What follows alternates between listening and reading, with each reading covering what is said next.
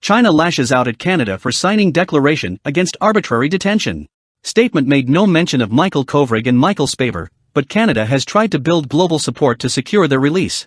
China has lashed out against Canada for signing a declaration denouncing the arbitrary detention of foreign citizens, describing the move as a despicable and hypocritical act as relations between the two countries remain tense.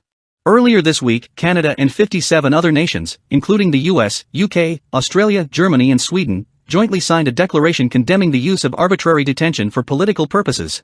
Speaking to reporters on Thursday, China's foreign ministry said Beijing had conveyed its frustration to Ottawa over the joint statement.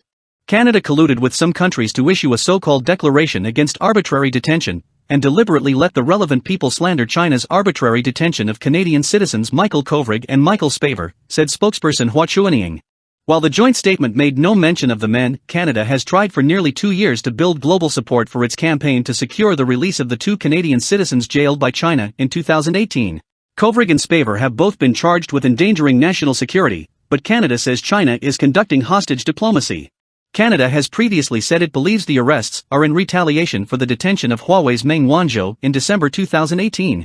Meng is currently living in Vancouver while fighting extradition to the US on fraud charges. Canada's so-called declaration looks more like a confession in which the Canadian side admits its mistake in the Meng Wanzhou case, Hua said.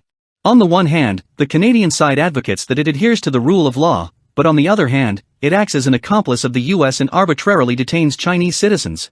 While not mentioned in the declaration, China had previously called the document an ill-considered attack designed to provoke and warning that Canada's efforts will rebound in the worst possible way. Canada's Foreign Minister, Marc Garneau, has called the document country-agnostic and pushed back on the idea that it targets any particular nation.